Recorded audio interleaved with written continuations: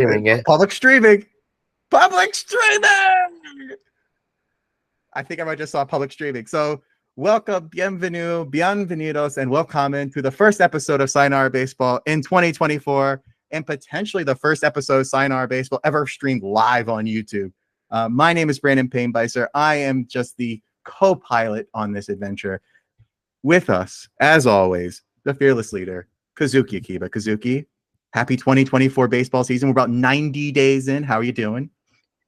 Pretty good. Very excited. Been watching a lot of the Yankees games on Prime, as Yankees obviously on Prime.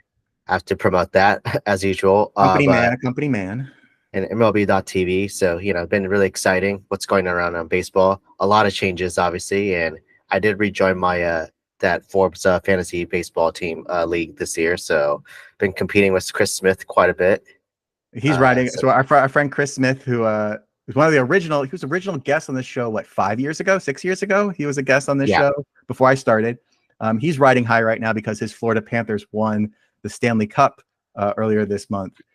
So on this show, we're going to cover about 90 days of baseball in probably roughly somewhere between 60 and 90 minutes. Like I said earlier, we are now trying to broadcast this show on YouTube and then share it kind of like we did the LinkedIn stuff last year. But we realized the LinkedIn Live video was a third-party integration. Like you have to, broadcast it on Zoom or Google and then stream it up. And it got a little messy after a while. And we thought Google offers this option. We'll try it. Okay, we're not sponsored by Google by any way, shape, or form, but Google offers this option to, if you save files through there, which we share files through, you can upgrade your subscription, and we're trying it. So we will try it for the rest of 2024. We'll see what happens. But let's get to the baseball. We're going to do probably 4 big topics. We're going to go to break halfway in between. And then we have a couple bonus things to talk about. But the first thing we want to talk about, I admit it's not something I really want to talk about. Be very frank with everybody. However, it is such a constant conversation, and it is such an important one that we have to talk about it. Since the start of the 2024 season, the following pitchers have been lost for the season, I believe, as according to Fangraphs, down with a surgery, a UCL or Tommy John surgery, one of the two. I believe that these are all classified as Tommy John surgeries. So here are the pitchers, and the names get progressively more important as we go through this, I think, all the way through. Baltimore, Kyle Bradish and John Means are out. Cleveland, Shane Bieber. Seattle, Matt Brash. Miami's Yuri Perez. Houston is Jose Urquidy. Atlanta, is Spencer Strider officially on this list? This was my question to you. 100% officially on his list, yeah. So Spencer Strider, who, as people might remember, last year was my pick for Cy Young. I think he's a phenomenal young pitcher. Probably one of the best, handful of pitchers under the age of 25, 26 years old at the time. Houston, this is the one that's much as I don't want Houston to do well, this one makes me sad. Houston lost in the same week. They lost Jose Urquidy and Christian Javier for the season. The Dodgers have lost Emmett Sheehan. The Milwaukee's lost Wade Miley, and New York has lost Brooks Raley. We just rattled off almost a dozen pitchers, majority of which are top 3 starters for their teams, other than like Brash and Raley, which are more relievers, but they're key members of the bullpen. Those are people that have been lost. So that's a minus at least 12 and more. The following pitchers are scheduled to return at some point in 2023, or could, from Tommy John surgery. Boston, that's Liam Hendricks, who will be the 8th inning guy to Kenley Jensen. New York is going to presumably get JT Brubaker back, but we're going to talk about, with the absence of pitchers of, other pitchers for New York, there has been an absolute shining star for that team, and we'll talk about that later. Texas, they won the World Series without Jacob deGrom. He's potentially coming back around the All-Star break or thereafter. Max Scherzer just came back and pitched last night. We're recording this on June 28th. The Dodgers may get Dusty May, and they may get Tony Gonsolin. In San Francisco, with one of the strangest, weirdest trade combinations between San Francisco, Seattle, and the Minnesota Twins. Seattle trades Robbie Ray to the Giants for basically Mitch Haniger and Anthony DeSclafani. DeSclafani goes to the Twins. I don't think he's pitched this year. Has he pitched this year? He's been injured. Right, he's been injured. Robbie Ray is recovering from a surgery last year. This is unheard of. And I think Kazuki and I's quest to find a physical therapist to explain this all to us is like our big, our big get for this year. That and a meteorologist, pretty much. The starting pitchers this year, in past years, the minimum number of four-seam fastballs, the starting pitchers have averaged a 96.5 mile per hour fastball in the last 4 or 5 seasons. The question I think that we would have to ask somebody is this too fast or too much? Like, if you're going to throw this, how many pitches can you throw a game? Like, we see very few complete games. I think the Phillies announced last night that they only had 3. They've had 3 complete games this year. But when you're throwing 96 mile an hour fastballs, roughly 30% of the time, on top of a curveball, a changeup, and other breaking pitches, that's a recipe for disaster physically. At least so we've been understood. And I think that's the question we'd have to ask a physical therapist and a sports medicine expert. Just like, how much can the body sustain? Because we're looking at pitchers that have been most of them are injured. So the pitchers on this list, we have a list in front of us of the hardest throwing pitchers in baseball. To clarify, like pitchers who throws hard today but have had Tommy John or currently are going through recovery of Tommy John at the moment are all these pitchers. So starting pitchers. I'm not going to read through all of them, but the pitchers on this list that are, knock on wood, not injured: Grayson Rodriguez, whose average fastball is at 97. Luis Castillo, average fastball is 97, and Cole Reagans, who's 96 and a half. Every other pitcher that we could read off this list, so that's DeGrom, Strider, Green, Alcantara, Syndergaard, Garrett Cole, Eovaldi, Yuri Perez, Shohei, Zach Wheeler, have all had Tommy John surgery. And then the other ones that are the 3 mighty former Rays, Rasmussen, Glasnow, McClanahan, are on this list, have all had Tommy John surgery in their career, however long that part of their career is, being minors or majors. It's a lot. There's a lot of good pitchers.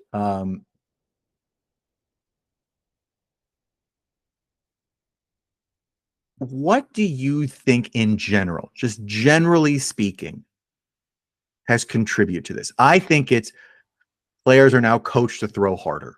I think it's a basic concept. You throw the ball harder, you want to blow it by somebody because, I think the counteraction to launch angle in power batting and lower batting averages, you swing harder. Well, if you swing harder, a faster pitch means you're going to go further.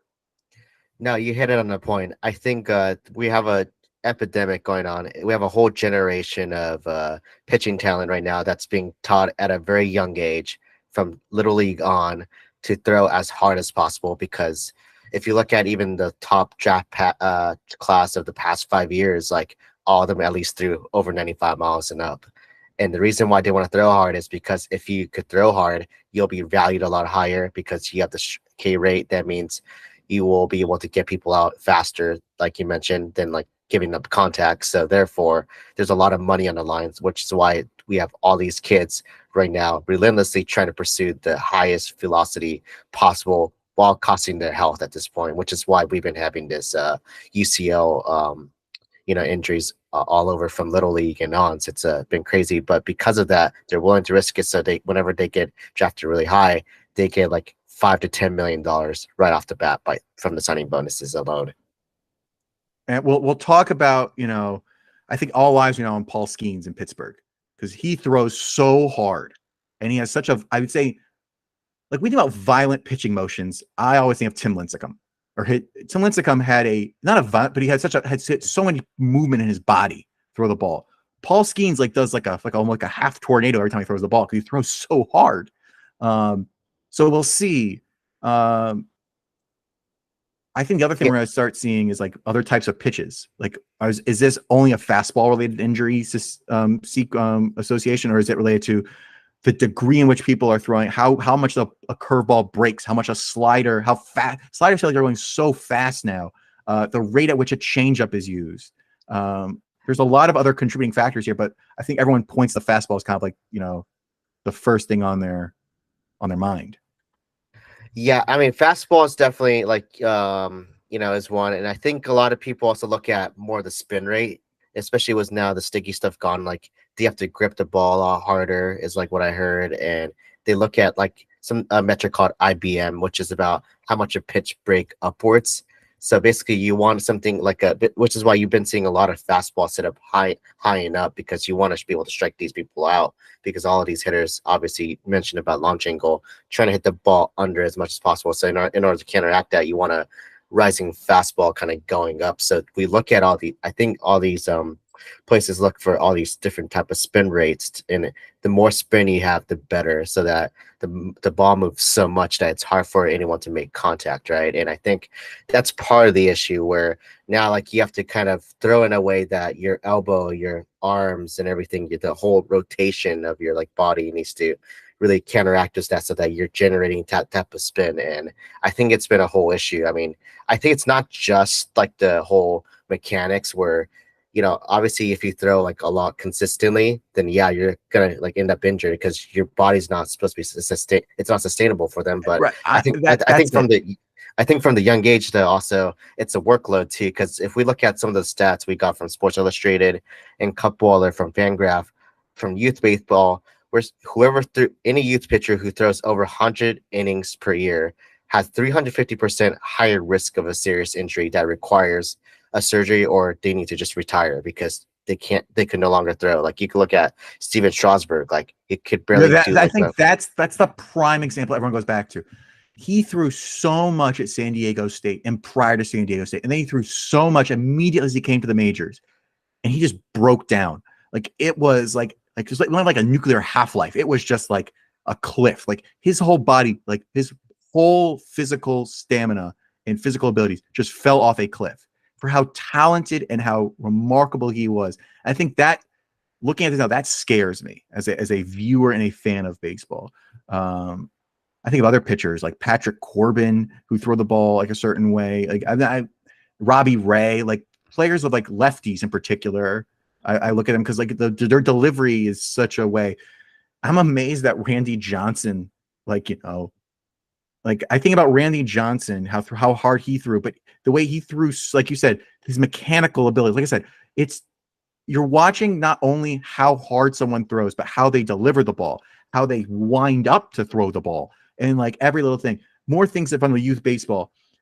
You met the source that we have here say youth pitchers generally should not exceed 100 innings per year, ideally staying under 75. We think about the Little League World Series, how regimented and strict those limits for pitching and rest time are. Like, if you get 85 pitches, I think it's 5 days, and then next it's 4, 3, 2, 1. I mean, bullpen. It's like a bullpen game in Little League baseball can be done because they basically prescribe rest. If you can you imagine if they try to put that in like a players agreement, like a collective bargaining agreement, like if a pitcher throws X number of innings, like they have to rest. I don't think you'll ever reach that, but I think doctors might just inject themselves into this thing, because also you're going to have such a flood of injuries every year. And I mean, economically, there's got to be some hurt on insurance costs and everything thereafter for the league, the teams, players, not being able to, be out there. I'm sure there's bonuses tied to their pitching. So I think the concept of rest is going to come very, very much up front. That's at least my initial thing. And the second thing I think about is, are we going to see a tipping, like, I hate that there were tons of the Malcolm Gladwell tipping point. We're going to see a time at which pitcher is going to be like, okay, like Jamie Moyer is an anomaly in the reverse direction. He barely threw the ball over 80 miles per hour, but he lasted for 20 years. Like, I mean, are we going to see pitchers that can last, more than 10, 12 years as an elite starter anymore? I don't know. Like, what's going to be that point at which, I don't think we're at that age anymore, right? Because a lot of the league says, right, like whenever you talk to anyone from the league, like the new 40 is a 30 now. Like, after like 30 something, you're kind of out of the league. Like soccer. In soccer, you have the same thing. Like, people over the age of like 30 plus, like they get their whole you know, value to a team is completely different. Yeah. And the crazy part about you mentioned about Jamie Moyer, like he was really horrible in his prime. Like we're talking about, he is a type of guy that you'll never see again. Where he Tim had his Wakefield, never again. well, yeah, well, back to Moyer, but like he had the best. His career WAR, 70% of that WAR came from the age 35 and over, and he literally finished his career at 47 years old in 2011, and he threw 7 innings pitched for the Rockies. That is some of the craziest thing, and I think he threw under 80 miles an hour for his fastball for that game, and then after that, I think he threw his arm out and he just gave up. He's like, I Right. can't pitch anymore. I think of the late Tim Wakefield. Tim Wakefield, obviously the knuckleball pitcher, but he never threw hard. He lasted many, many years with the Red Sox. But like that type of art is gone. Like, they were predominantly non-fastball pitchers. But like you said, there's a high degree of value assigned to your ability to control a lightning fast pitch, be it a fastball, or I'll go again, the slider. I think that pitch is like, I'm seeing 89, 95, 93 mile an hour sliders now. Years ago, you had sliders would top out like 83, 84. And now you're seeing that so high. So I don't know. We'll see this as we go through the next couple of weeks up to the All-Star break, because when the trade deadline comes, number one players that get traded are pitchers. So the question is who's going to be the rental and who's going to be the, I got 4 more years left my contract kind of situation. But yeah, that's where I stand on the pitching. I guess the right word is epidemic or potential epidemic. It's like you're sitting and waiting for the reckoning to come, because it's getting really close. All right. So one really tough topic. Let's move to a much more positive one. I would say the most exciting thing about baseball this year so far has been the number of pitchers and hitters, and even defensively, from players who are new to the league. And we have to start in the Steel City in Pittsburgh, not just for Paul Skeens, but for also Jared Jones. Jared Jones came up at the beginning of the year. He started in the rotation at the beginning of the season, and he's been phenomenal. But Paul Skeens is obviously taking all the headlines. Let's go back to Paul Skeens. Paul Skeens was drafted in 2023 out of LSU, won the championship, starts a game in 2024. He was the number 2 prospect in all of baseball.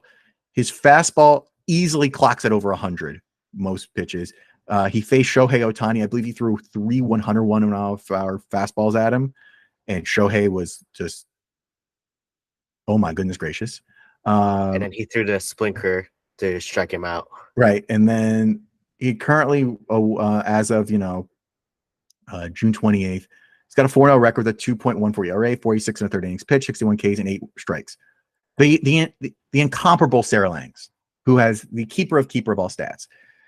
Most strikeouts in the first 8 career appearances. That's where Paul Skeens is since 1901. Herb's score in 55 has the highest at 77.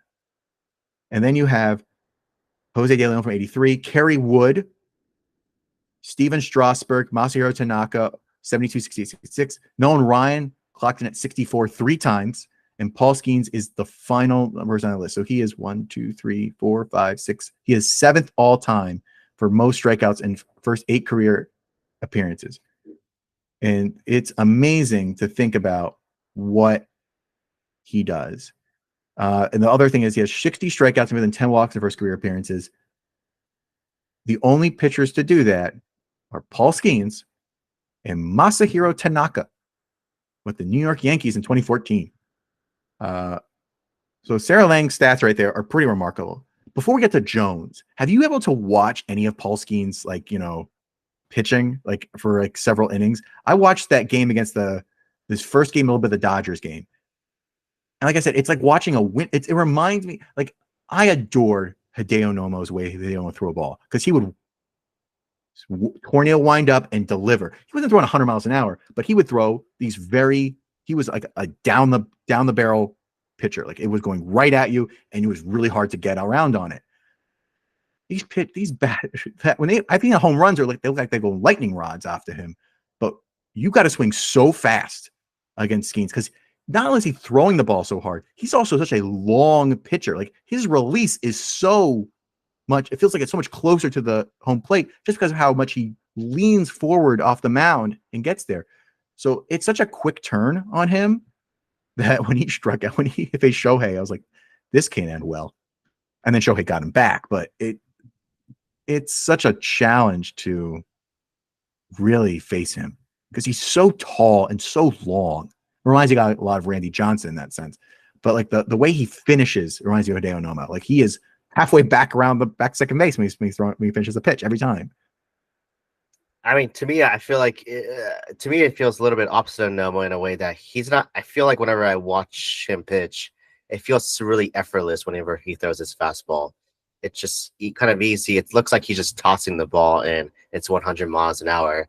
So it's really hard to hit. And I am a Skeens holder in my fantasy team. And oh, that's a rich pick. I mean, no one picked it up in a league, and I just like stashed him in the first week, and I was like, okay, well, I know he's gonna come up at some point, so I'll hold him. But anyways, I saw his first start against the Cubs. Obviously, he wasn't as sharp as the next 6 that he pitched, but still very phenomenal, especially the combination between the fastball and the splinker. Where the balls are going are like going to be a little bit different. And then I saw the horrendous Pittsburgh bullpen that blew up the game. So right, so I was not happy about that. So in Skeens' first start, it went to a rain delay, and then the Pittsburgh bullpen absolutely just, I would say, crashed out. I mean, they were walking players. They gave up like 16 straight balls. Like right. That was crazy. 16 straight balls and gave up 6 runs. They were up by 6. Right, and it was just bad. So that really marred that, other than watching him perform. But let's get the other ace of that staff, and I would say the true ace of that staff is Jared Jones. Jared Jones, like I said, was there beforehand. He reminds people a lot of Spencer Strider, which is great. He's currently sitting at 5-6 with a 3.66 ERA, a K rate of 26.5 across 86 innings. His average fastball velocity is lower than Skeens, obviously 97. Who's going to hit that 100 plus for Skeens? He's a majority fastball pitcher, slider, and he has a couple breaking pitches he throws about 7% of the time. I'm just impressed that, baseball, I really didn't know much about him. And then all of a sudden, the rise of excitement. It's like we needed someone to, be there. And they're kind of in the mix a little bit in NL Central. And I would say more towards Jared Jones at the beginning of the season to hold that together. Brian Reynolds being great and everything at the dish. But this is impressive to have 2 young players under the age of that young being your top pitchers for a team that I don't think is anywhere near close to competing. The NL Central is a little bit more open than we thought. Yeah, I mean, now the Cardinals are kind of, crashing down, right? I mean, they have the wild card spot right now, but, the Brewers being a great team was unexpected after selling. But you're right about Pittsburgh, like having 2 number 1 ace and like 1-2 in the rotation is amazing. And an ace, 1-2 rookies. I think is a really interesting thing because they're in rebuild mode. We all know they're in rebuild mode. And this is to a lot of things you see in other sports, like how close are they to being where they want to be. They're moving on up, so we'll see what happens because they held on to for the batters, they held on to Brian Reynolds, which no one and they extended him to 8 years, and then you have Brian Hayes' contract, and they brought up Nick Gonzalez, who's been really solid. So they do have a good solid core coming up, but they are missing a lot of pieces to be the top NL team of NL team, right, in general, because they're lacking the bullpen. All you have is David Bednar and Samuel Aroldis Chapman, and then the Holderman's the other like key cogs. So there's not many arms for them to really go through. So they have a lot of work to do, but they're better than what we thought. But back to talk about a bullpen and a team that is destined to not be good was the Oakland Athletics.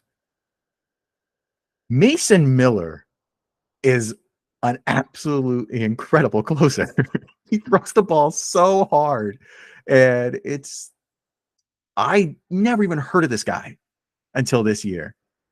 And my goodness, the highlights that when he closed out a game in Oakland, it feels real. Like it feels like Like if they can hold this guy for a couple more years and build this team up a little bit, great. Because you have locked down the back of your bullpen with this guy. And I think that's impressive. He's routinely throwing over 100 miles per hour in the closing role. And he's been the primary closer for the team. Obviously, it's the athletics. Most people outside the world of baseball cannot have a challenging time naming a lot of players in this team, but they have some really good young players. I think Mason Miller and the back end of that bullpen is really important. But when it comes to pitching in young players in baseball, we talked about Skeens, we talked about Jared Jones, but in the American League, we got to go to the Bronx. Luis Gil. I don't think I've seen fans more appreciative of a guy to be just there in New York in a long time. You got Garrett Cole, sure, but that team was strained for a long time. And he comes up, and I saw him pitch one game against the Mariners. Maybe it was with the Mariners, but it was an afternoon game, and I watched him pitch. I was like, this guy's good. And it's been a long time since the Yankees had a really good starting young pitcher like him. And I'm really excited to watch him pitch. Like, I'm really glad. Going back to Luis Severino or Chiming Wong at this point. Yeah, I mean, you got to go back at least 7-8 years to get a guy like him. And wow, have they named him, because the Yankees until recently were the number one team in the AL. And you cannot separate that from Luis Gil and what he has done for that team. So I think that's incredibly important, and I think it's really meaningful. But we'll quickly go back. We'll go down I-95 to Baltimore. You can name half this roster as the greatest prospects in collection in the league, but they called up Jackson Holliday. It wasn't great, but he came up. He faced, in a game against Jackson Churio from Milwaukee. That was a big kind of splashy thing. It was an underwhelming debut. He went back down to Norfolk. But you have to also remember, because you and I are putting this together about like the young players in the league, like half of them started our list started in Baltimore. It almost ended in Baltimore, it felt like. Adley Rutschman, Gunnar Henderson, Colton Cowser, Jordan Westberg, Hunt. How do you pronounce Heston Kjerstad. Heston Kjerstad. And then you have Kobe Mayo. And Kobe, and more. That team is way ahead of themselves, but in the best way possible. And the question now is, which team in the American League can position themselves to do that? Because Baltimore fell too soon last year in the postseason. So I'll hope they get back to the postseason. But when your core is all these guys under the age of 28 is just remarkable.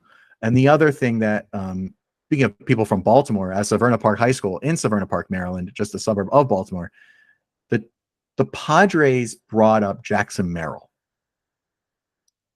It's relatively good in the minors. Had 295 average, 21 homers, 114 RBIs, 31 stolen bases, and 802 OPS, and about 200 games across single A, double A. He was the number 13 prospect, according to Baseball America last year. Comes up this year. It's the first round pick of the Padres 3 seasons ago. He's first in hits and home runs on the team, second in RBIs, third in batting average. He has 33 runs. He's 8th in slugging. He's a WRC plus of 114. He is 5th in stolen bases, like one qualifying rookies. He's good. And we have to remember who's around him. You have Machado, Tatis, when healthy and available, got them. Jake Cronenworth. And you have we need to mention all these other Jurickson Profar. Jurickson Profar, who routinely was a really poor hitter. Like, he would get batting average like in the 220s, and he became this like really important like outfield infield combination for them, which I think is great. I don't know how good they're going to be, because that team always seems to underwhelm. But they have a rookie. And I think it's been a long time coming since we could say San Diego's most like a valuable player on the team on San Diego is a rookie, because they've been such acquiring players and giving away their draft picks so many times over the last 3 or 4 seasons. And they have Jackson Merrill. And I think the question is now is how good can the Padres be as a whole, given that you now have this additional great player on your team. added to all those other players that we listed. And they obviously acquired Dylan Cease, and all the other, and pitching is top notch. So, and that's also, when healthy as well. But we got to mention he has been on a hot streak. He is a second center fielder at the age of 21 or younger in MLB history to hit 6+ home runs in an 8-game span, only behind the person we're going to talk about later, Willie Mays, from July 15th to 22nd of 1951. So it's been 73 years since we've had a player do what Jackson Merrill's doing. And of course, when you think of a person playing center field, we're going to talk about this later on. We have to. The late, great Willie Mays is one of the most iconic center fielders in all of baseball. And to have it taken 73 years for a player to reach an accomplishment of Willie Mays of that rookie year is remarkable. So, like I said, we're getting to Willie Mays later on, but we've covered 2 topics. We're going to take a quick break. Coming up after the break, we continue our discussion, 2 more scheduled topics, and maybe a bonus one thereafter here on Sayonara Baseball. They get a live ad read. So today's episode of Sayonara Baseball is presented by our friends at Anchor, the Spotify option for podcasters. Anchor is a platform that helps us create this podcast that you see in front of you right now and you're listening to on your headphones, and deliver you the podcast wherever you listen to your favorite podcast. Anchor is available at no cost to its users and accessible on the go or at home. To get started with creating your own work on Anchor, remember to visit anchor.fm/start. That's anchor.fm/start. Welcome back. We are going to continue on with at least 2 more topics, and we'll see thereafter. So we're gonna continue the meat of the good of our reporting here, and we'll look at the best of the best across the American League and National League. So we'll start the National League. The Philadelphia Phillies are very good. I don't know how to say it otherwise, and the Philadelphia Phillies are very good. The breakouts of this year are Christopher Sanchez, who last night pitched a complete game shutout against the Marlins, which is awesome. Alec Boehm, who is such a valuable young member of that team, let alone just a member of the infield. Like, the infield of that team is awesome. So we'll hopefully keep seeing him soar. And then on the mound again, Ranger Suarez. So when we look at the Phillies, what do you think about when you say those 3 names? Because I think about just how awesome it is that we're talking about players who are so young and making such incredible contributions to this team. Because when they went all the way to the playoffs and the postseason, we were looking at these types of players. We're looking at Kyle Schwarber, Bryce Harper, all them, but these players were also there, and I think their value has only increased since then. You gotta give it to Dave Dombrowski here, and what kind of team he built out since coming over to the Phillies in 21. I get Boehm was not drafted by him, but Christopher Sanchez, that was an international signing that he somehow got and developed with his front office, and you got to give him credit. Boehm right now, he has 65 RBIs, which is top 10 in MLB and overall RBIs right now. He's been delivering in the moments, and Boehm had a lot of struggles in the past 3 years in Philadelphia, and they stuck with him. So you got to give him credit. I think it's great that the Philadelphia team finally has a core that they could surround with all of their free agent signings, right? It was Harper, Realmuto, Wheeler, and then obviously extending Nola, their other draft pick, right? So just being able to complement the old and the young has been such a great recipe, and having a manager like Rob Thompson, right, a very calm presence and be able to balance between the two, I think has been bringing success to Philadelphia. I mean, and also caveat that the Braves are not really 100%, which probably helps them to be leading in the NL East. And the Mets started off really bad this year too, so that also kind of helped them along too. Trey Turner is supposed to come back from injury quite soon. Recently, though, we've seen a couple rough moments. I mean, Turner's been back, but he's not 100%. Obviously, right.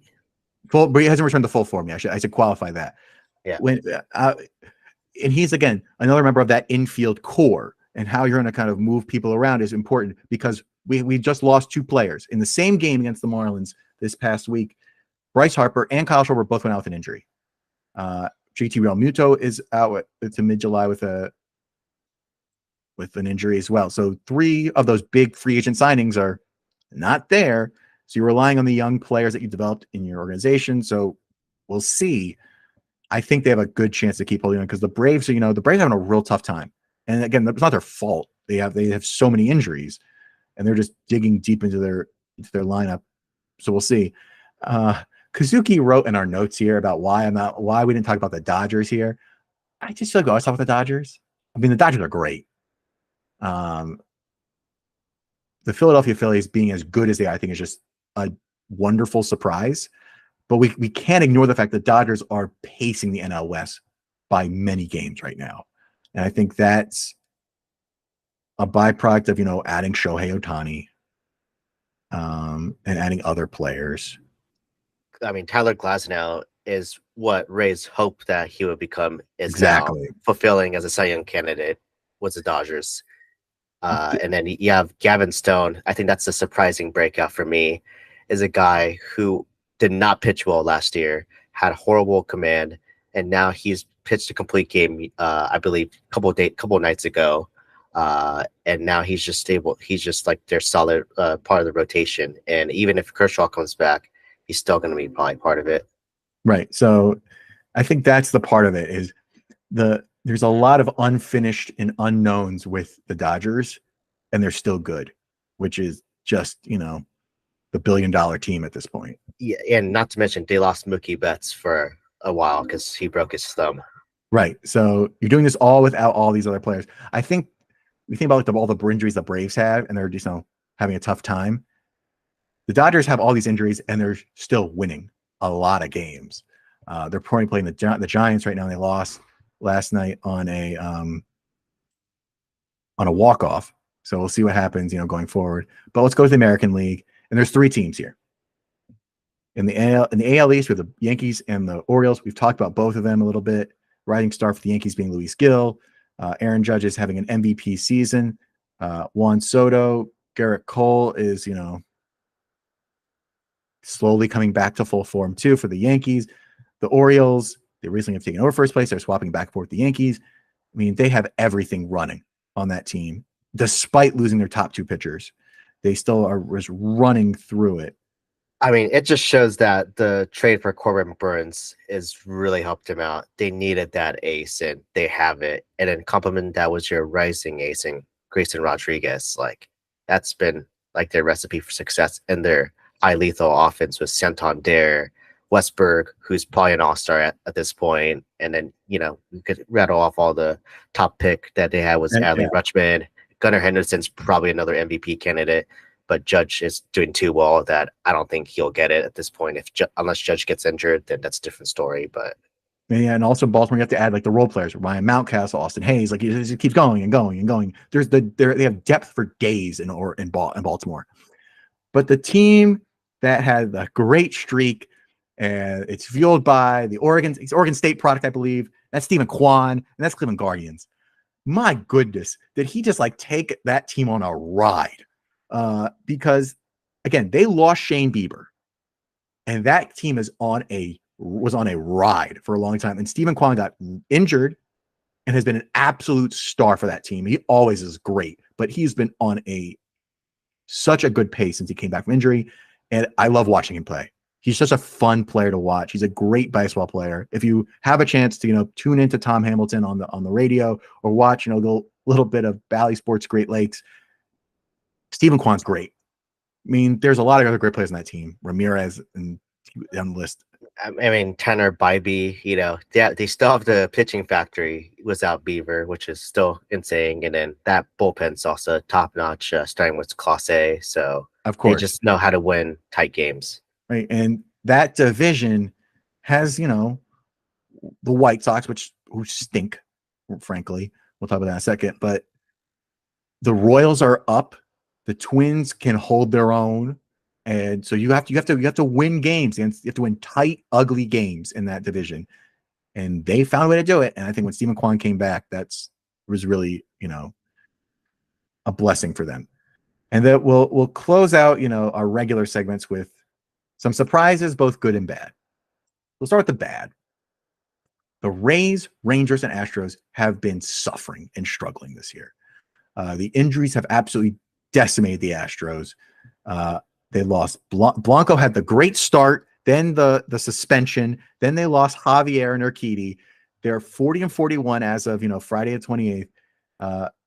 Ronel Blanco has been a bright spot despite the up and down nature of what's been going on with him. He's got a 2.34 ERA, fifth best in the AL. I don't know how far they're going to go. I mean, it just hurts that Verlander's hurt again. He just came back from an injury, hurt again, and then I mean Hunter Brown's been really good ever since he's been like the worst pitcher in baseball since the second half of 2023. He's been tidying up the rate, his like stride and now below 5 ERA finally. So it's been kind of nice for that. But after that, the bullpen had a really rocky start, which is finally okay now. Was Hader, Presley, and Abreu on the roll, but it's gonna be tough.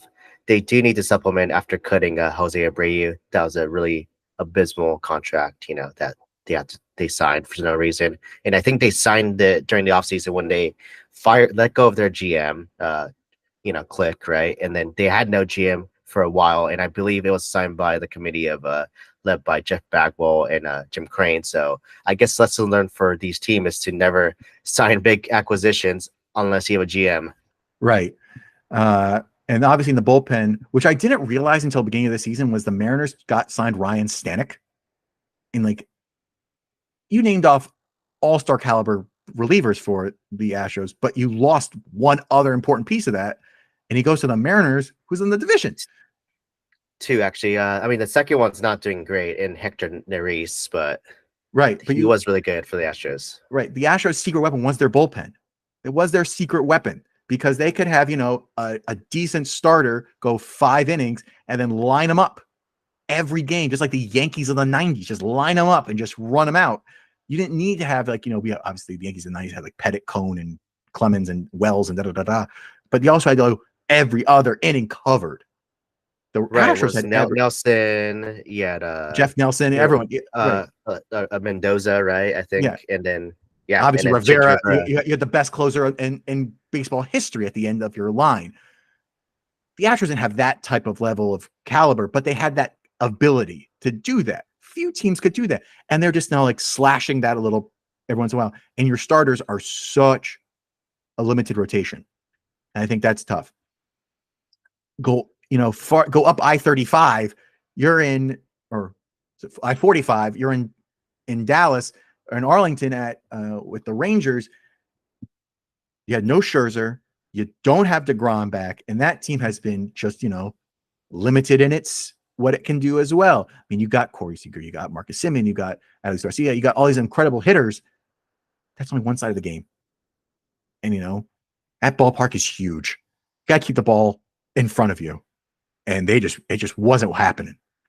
A little better now. Mariners are, having a couple of rough games, but when the two teams that have won the past 2 World Series are just floundering in the same division right now, that's troubling. So hopefully maybe they'll turn around. Maybe we have a 3-horse race again in the AL West. But in the AL East, we've talked about the Orioles, we've talked about the Yankees. The Tampa Bay Rays always find a way, and maybe they'll find a way. But right now, I think every day that roster keeps changing, in meaningful, significant ways, and that's tough when you're going up against the Orioles and the Yankees all the time. So I think that's where I stand on those couple of teams that have been good.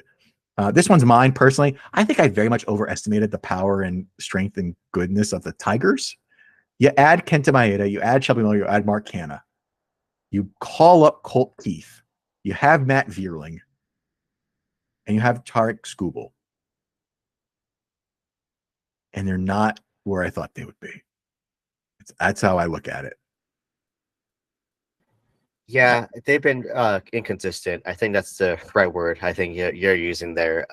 They had a really hot start. Was their bullpen was Foley being the closer. Alex Lang, who was supposed to be the closer, is now in the minor, and he had all these other arms that was supposed to be good. That's not great. And you're starting pitching. I thought having Tarek Skubal and having Casey Mize come back will strengthen that 1-2 punch.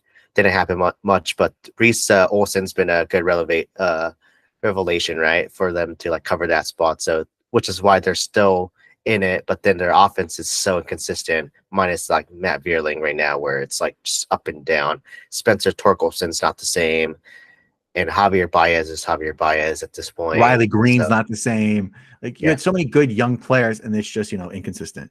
I think the last thing that's not so good is the NL West is the Dodgers versus everybody else, and we don't. I personally wanted everybody else to be a little bit better. The Diamondbacks have been having a challenging season. The Giants, the Padres, and obviously the Rockies are lower in the lows too. But yeah, that's the NL West. But let's get to the good stuff. And to our friends, Catherine and Zach, this one's for you. How much fun have the Kansas City Royals been to watch this season? I actually saw them in spring training in Arizona. Great core. Like just watching their batting practice, I could tell they were going to have a great season, and really nice people too. By the way, all the players. Bobby Witt Jr. is an MVP level candidate this year. He signed that huge 11-year contract for almost $289 million, which is what? And just go on about him. The best thing about this team is they're a great player at the top, young player, Bobby Witt Jr. But then you go down the roster and you hit their veteran player, Salvi Perez, one of those beloved players in probably Royals history.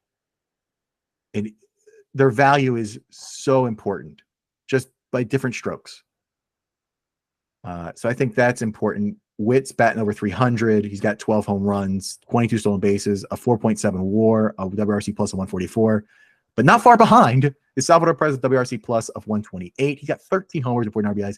And to watch you talk about the Phillies, you got to have the balance of the veterans and the rookies. Bobby Witt Jr. is not a rookie anymore, but he's not as old as Salvador Perez. And to have that veteran presence there, I think is really important. But let's go to the rotation. Brady Singer, we talked about things, but they brought in 3 players of recently. The rotation in general, let's start with them. 3.47 ERA, 41 quality starts, 1 complete game, 457 strikeouts across 474 innings pitched with an 8.7 WAR. The pitchers they have added and their value: Cole Reagans, coming from the Aroldis Chapman trade; Seth Lugo, former Met Seth Lugo, and was he on the Padres too? No. Yeah, he was starting for the Padres. Yep.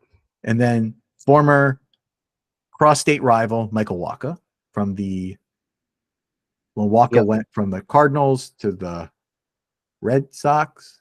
Yeah, and then Padres. He was also a Padre. Yep. So we're just acquiring former ex-Padres here. So Cole Reagans has got a 500 record, 5-5, 90 RB, 98 innings pitched with a FIP of 2.54. Seth Lugo's 10-2. That's great. Let's just stop there. 10-2 for Seth Lugo, a guy who's been a journeyman, crossing reliever and a setup and a starter. Got on 110 innings, got a 10-2 record with a sub-3 ERA and 95 strikeouts for an AL Central team that could make the playoffs again. Is awesome. Michael Wacha's got a 4-6 record with 78 innings pitched and a 3.91 ERA, a 360 FIP, and 1.6 WAR. So 3 acquired starting pitchers, in addition to, you got Brady Singer. So you got other young pitchers there. So again, you saw how the Phillies have been so successful this year. A blend of the veterans and the rookie core and a veteran core, and they blend together well. You have this in both parts, in 2 parts of the lineup. In the rotation, you have, like I said, the Brady Singer, the young talent, and then you're bringing in Cole Reagans as a young player. But you have 2 veteran pitchers who have seen it all, Seth Lugo and Michael Wacha, and they are added to this rotation. And I think it's just what they needed. And for the first time in a long time, the Royals could be, buyers of the trade deadline. They can be really making a move on the Guardians. So it could be, that's really important. And again, yeah, they need to really shore up that bullpen because it's been very shaky. MacArthur's been closing, and you have so many other pieces. But I don't know if the minor has a couple players that they could bring up. I think they do, and I personally know one of them. But I think they do need to trade in the deadline if they want to catch up to the Guardians. Yeah, and I think Bobby Witt Jr. is probably in the top 5 for AL MVP.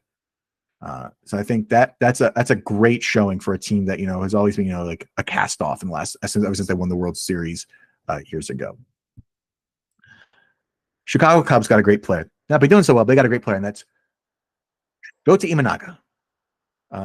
I think for a while he was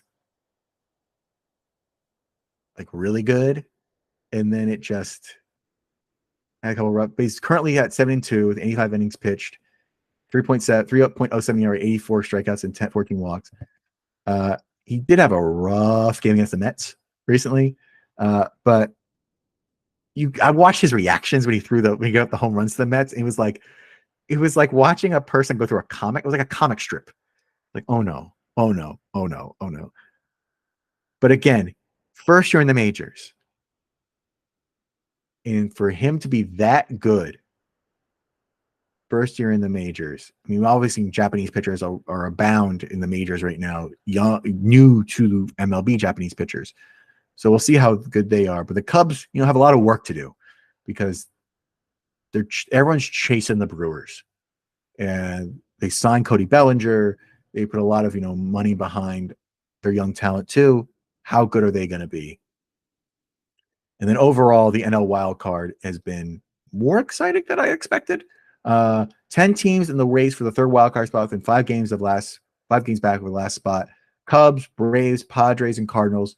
The Mets and the rise of Grimace. Jose Iglesias joined the Mets on May 31st. It made the single his walk-up song. The OMG single, oh my God, single run. They've been on a streak ever since. They're 18-6 last 24. Francisco Alvarez behind the dish. Had a great June. Yeah, that team had a MLB best 16-6 in June. They're moving on up. It's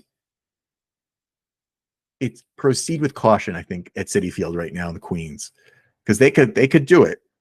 They could make the wild card. I don't think they're going to catch the Phillies, unless the Phillies really have the bottom fall underneath them. But the Braves are struggling. The Padres are struggling, despite all the talent. And the Cardinals, like you said, the Cardinals and Cubs, they're just going to, I think they're going to cancel each other out at some point. They have to, because it's bouncing each other back and forth. So can the Mets hold this, a historic type run that they're going? Do you think they can do it? I don't know. I think they need like another year. They should stick to their plan. Is my thinking. I don't think they should buy. They should sell whatever they can and really get their farm system back up, because I think they have potential for a good run if they do it right this trade deadline. So if they buy, I think they're sitting to they're like franchise back by a couple years. Yeah, because I think you're watching like a player like Francisco Alvarez, young player, good catcher. I mean, you have Pete Alonso. You have a lot of players that have been there for a while. Can they hold that line? Because they've been chasing 2 teams the last several seasons, chasing the Phillies, chasing the Braves. Braves are struggling. Just get one spot closer and let the Phillies win. Those are going to win the division, let's say, but win that wild card, because Citi Field can rock it during the postseason. And if you can just, hold the line like we talked about last year, the Diamondbacks were not supposed to be there. People thought. And the Diamondbacks, when they played their game, they were hard to beat. And if the Mets just become, a good team that's hard to beat in the postseason, that's what you need. So it's a pretty simple, generalization, but we'll see where that goes. And we'll end, our surprises for the best thing in the worst possible situation, and that is Garrett Crochet down on the south side of Chicago. The White Sox are bad. Had an awful losing streak this season. Nothing seems to be going their way, but Garrett Crochet seems to be going their way. It's the only thing, it sounds like. He has a 6-6 record with a 3.05 ERA as of June 28th. He's got 130 strikeouts, which is a lot. Over 94 innings pitched. It's his first season as a starter and a full-time member of the starting rotation, which is interesting. He's got a FIP of 2.54, a whip sub 1 whip. He's only allowed he's averaging less than 2 walks per 9 innings, but 12 strikeouts per 9 innings. which is a great ratio, well above average. Opponents are batting sub 200 against him. In his 5 starts in the month of June, 4 times he struck out at least 8. He got 8. 4 times he had 8 or more strikeouts. The teams of those strikeouts: Houston, Seattle, Boston, and Milwaukee. Not bad teams. And to get 8+ strikeouts against those teams, he had 6 against the Dodgers most recently. I'm surprised how good he is. I'm also, his opportunity came at the expense of Dylan Cease. Cease left. You got to move somebody in. You move Garrett Crochet in. Here we go. I have no idea what the White Sox are going to do this season, let alone the next 5 seasons. Because only a few seasons ago, they were, in the playoffs. They're not even close to that right now. So we shall see what goes on from there. But any thoughts on, those surprises before we come to, a rather somber part of the show? Now, I think we covered a lot of great teams and great players from each of them. Really excited to see how the All-Star break is going to really turn out. I think we can predict where things are going. And, the beloved Mariners, are they going to really hold first place, or are they going to crash and burn again is the big question after that. Yeah. I think with only 2 weeks to the All-Star break, who's going to be, that's where we kind of start lining up the suitors and the sellers and the buyers, and who's going to be the main suitors for each team. But we'll end our show with a bonus topic. And if people have watched, listened, enjoyed our podcast, it's now my 5th full season working with Kazuki. We love talking about baseball history. We've had Todd on several times talking about the history of baseball. And, earlier this year, the rightful historic moment happened where the Negro League stats were integrated into Major League Baseball stats, which means we could finally combine players like, Josh Gibson, throw him in there. But to honor the Negro Leagues this year, Major League Baseball was going to play a game at Rickwood Field in Birmingham, Alabama. Rickwood Field, obviously the home of the Birmingham's team in the Negro Leagues from years ago. But the player who joined that team at a very young age passed away on the day of the minor league game taking place at Rookwood Field between the 2 teams from Alabama, the Birmingham Barons and Montgomery Biscuits. And that on June 18th, the world began to mourn the loss of 24-time All-Star Willie Mays. Willie Mays began his career in Birmingham as a 16-year-old at Rookwood Field, playing for the Birmingham Black Barons. You have to make sure you annotate that very quick, because there were 2 teams, because one team was white players and one team was black players. So Mays joined Major League Baseball in 1951 for the New York Giants. And we heard the amazing statistic from Kazuki earlier about comparing Jackson Merrill's, 6 home runs in 8 games. The only player to ever do that beforehand was 1951 in July. So 73 years ago, Willie Mays, the Say Hey Kid. After his rookie season, he was drafted into the U.S. Army to go to Korea and served until March 1954. So he left baseball for 2 seasons to complete his conscription in the military. Upon returning to the Giants, this is the New York Giants, his career was on an absolute rocket ship. Prior to his military service, he won Rookie of the Year in 1951, which makes total sense when you think about that year. But in his first season back, he won his first of 2 NL MVP awards. So let's do this. Let's do this just for, to see how amazing it is. He joins a new league from the Negro Leagues, joins Major League Baseball, the New York Giants, a team, everybody pays attention to, wins Rookie of the Year, goes into the Army for 2 seasons, for 2 years, and then comes back and wins the MVP. 1954 World Series, Giants win the World Series against Cleveland. And this season was also the season that we saw arguably one of the 3 or 4 most memorable plays in all of baseball history. And that is the catch in the Polo Grounds in New York, where Willie Mays somehow, some way, like did a basket catch over the shoulder running towards the wall. And the Polo Grounds walls are not like the short walls that we see now. It was a towering wall. And we've seen, obviously we'll talk about, but he pioneered the basket catch in front of him, let alone the basket catch going the wrong direction, twisting your body and, saving the game. And it's one of the best plays in all of sports history. And he did it in the year that they won the World Series and he won MVP. And as much as that, I think, matters, historians have always commented and been more impressed with anything about his connections to the community in New York. He's a boy from Alabama, moves to New York, and the thing that he loved doing was going into the street and playing stickball. Routinely would play stickball with children in the neighborhoods of in New York, and then the ice cream truck would come by and he'd buy them ice cream. Like, that was Willie Mays, the people in New York. I think people could almost care less that he was, playing the Polo Ground some days. It was just like, is Willie going to come out and play stickball with us? The Giants then moved from New York to San Francisco. That was tough. I mean, he struggled for a little bit there, but he did win one more NL MVP in 1965 in San Francisco. And we'll talk about another member of that team from the late 50s, early 60s in San Francisco in a moment. But we'll continue on. He's a member of the All-Century team. He was elected to the Baseball Hall of Fame in 1979. He is number 24. He's retired by not one, but two teams. He did play a couple of seasons with the New York Mets later in his career, so he's retired by the Giants and the Mets. There is no word yet if the 24 will be retired across baseball at this point. We'll talk about, what 24 means to Kazuki and I in a moment. But I think another fun fact is the Say Hey Kid was a song that Willie Mays was inspired by Mays, but also he sang backup on. Quincy Jones, the legendary musician and artist, was the orchestral director for this song by the Trainers, released in 1954. So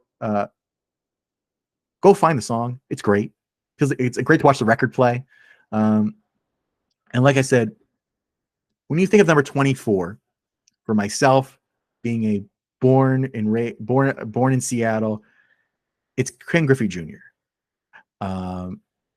And yes, Ken Griffey Jr. was an amazing hitter, the sweetest swing in all of baseball. But for me, center field is owned by that number 24 in Seattle. You have to earn the right to play. And we're watching Julio do it right now, who wears number 44. It's the other number attached to so many legendary outfielders. But 24 in San Francisco and 24 in Seattle are owned by these incredible players, Hall of Famers, one in ways, and then obviously Ken Griffey Jr. will be there at some point. Is there now, I think. Maybe I'm losing track of time here. But growing up in Seattle, we think of the catches that Griffey running into the wall, breaking bone, injuring his wrists. I mean, he broke his wrist in that play, but there is quite nothing like watching people play defense center field. And Willie Mays and Ken Griffey, Willie Mays is one of the best, if not the best. And then Ken Griffey Jr. wearing his same number at the Kingdome, and those miraculous catches. And the only other player I would say I've ever gone out and watched center field highlights for is Jim Edmonds.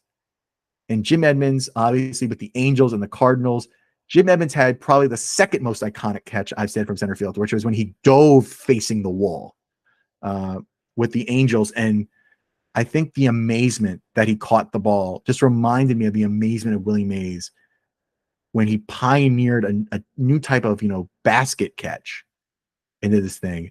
There's no one ever going to be like Willie Mays ever again in baseball. There shouldn't be. Don't even try. What he did for the communities that he lived in, and what he did for the sport of baseball in the country, is near insurmountable and probably unmatched. And I think it's just an amazing career to celebrate this right now. And obviously, the city of San Francisco is mourning in his family, and Birmingham, just the legend that he was. Like when they were broadcasting the game from Rickwood Field on the game on Thursday night, the MLB game between the Giants and the Cardinals, Bob Kendrick, who's the president of the Negro League Baseball Hall of Fame, I think they didn't want to go to commercial because all they want to do is have Bob Kendrick just talk for hours about all these players. And he started with Willie Mays. And there's other players that are incredible, but you're sitting in Rickwood Field, the house that Mays kind of, came to life in, and then he goes off to other places. And the Giants have had a nice tribute. The Mets had a nice tribute. But that's the summer. And then last night we learned of the passing of another legend in San Francisco, in Hall of Fame Orlando Cepeda, the first Puerto Rican to ever start an All-Star game back in 1959, was unanimous Rookie of the Year in San Francisco in 1958. So he played with Willie Mays. And Cepeda kind of went, on a little bit of dreaming afterwards because he was unseated at his position by Willie McCovey, another Hall of Famer, and a player who has, a region of the ballpark named after him. Cepeda won a World Series and an NL MVP with the Cardinals in 1967. Cepeda's number 30 is also retired with San Francisco Giants. So the Giants franchise in history is, mourning the loss of two of their legends within the span of a couple of weeks. But learning about, reminding myself about Willie Mays again and like number 24, and then learning a little bit about Orlando Cepeda in the last, 12, 16 hours again, just reminds me how incredible that franchise is. Like the San Francisco Giants, for as much as we look at them now, we think about the players who've been a part of the time, for a better part of a half century, that franchise had some of the most incredible players in all of sports history a part of them. And they obviously play the iconic stadiums. So we send our condolences to all those impacted and affected by the loss of these two legends. And with that, we will start our own farewell of this show. Thanks for coming back to us and enjoying this recording, and hopefully the YouTube video will work. Like I said, this marks my 5th season with Kazuki, and I'm so glad to be here. I never thought it would take, we got 50 episodes, let alone 5. This is our 5th season together, so we'll do that. We want to make sure that we say that this episode is presented in loving memory of one of our show's steadfast supporters who we unfortunately lost earlier in 2024, and that's Bernard Osei. Bernard was a phenomenal supporter of our show. And even though I presume I'm not sure how much he enjoyed baseball, but he enjoyed our presentation about baseball. And we're so grateful for his support. And we send our condolences to his family. And we also another member of the Sayonara baseball supporters family, and our lovable friend Boone Decker. Boone is pretty much one of the inspirations for one of our sign-off segments. He was a member of our extended Forbes softball family, and he would make everyone light up a room so easily. And it was probably the most important thing we all look forward to every October. So it's a meaningful farewell to him as well. And we send our condolences to all those affected, especially Mark and Sue. So to shout us end the show, remember, follow us on LinkedIn, YouTube, and wherever you can find the show. A quick congratulations to end our show to the Women's College World Series winners, the 4-time winners, University of Oklahoma Sooners, the Men's College World Series, first-time winners, University of Tennessee Volunteers. Our shouts to Cowboy Bob, the people of regular Virginia, and the matriarch of Margaret Shelton, to Boone, Winnie, Bandit, Gatsby, and all our fluffy and furry listeners. We thank you for your support. And until maybe next time, we hope to see you on the field again very, very soon.